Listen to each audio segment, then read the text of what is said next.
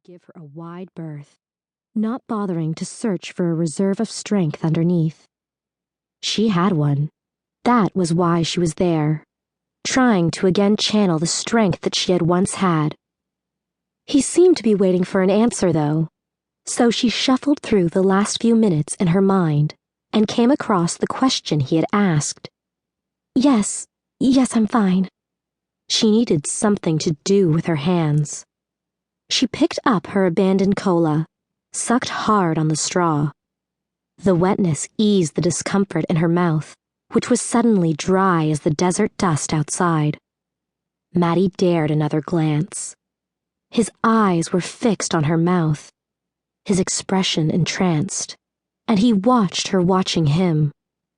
Instead of trying to pretend that he hadn't been looking at her mouth, he drew his stare lazily up to her eyes, not caring that she knew. His utter confidence made something unfurl deep in her belly. I'm fine.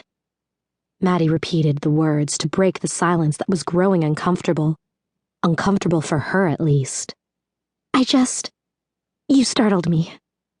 Most people, at least most people she knew, would have apologized for it, whether the apology was sincere or not. This man pinched his lips together in irritation and, as if she were a child, removed the nearly empty glass from her hand. You should never be startled. Be in control of your surroundings. He reached behind her to set the glass on the bar.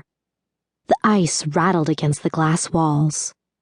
As he leaned, he moved in very close to her, just for a moment. The intense heat that he gave off reminded her of the sun at midday in Nevada, glowing golden and hot enough to incinerate. Maddie narrowed her eyes as she studied him. She was certain that she'd never met him before. Yet his words struck a chord deep within her, a meaning that he may not have meant layered underneath this simple sentence. Always know where I am. Well, there was her problem in a nutshell, wasn't it? In the last year, she had lost all sense of where she was, of who she was, really.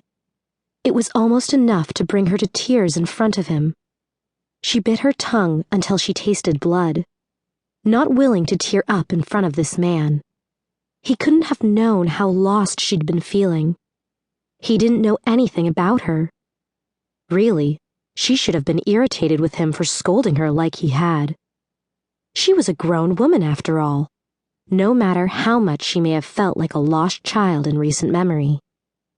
Many people would have felt uncomfortable under the intense scrutiny that she had been directing his way, Maddie mused. This man didn't flinch, didn't blush, didn't toss her a cocky smile. Instead, he continued to return her stare, unabashed, stoic even, letting her look her fill.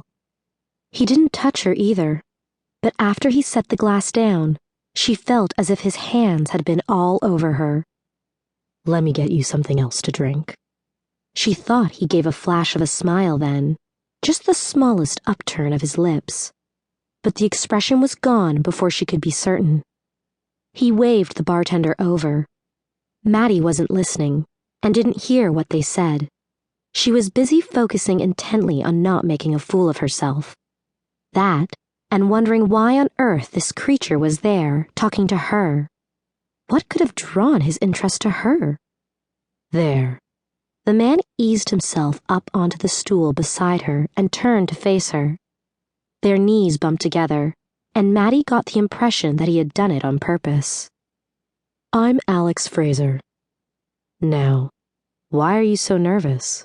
So uptight that my hello made you spill your drink?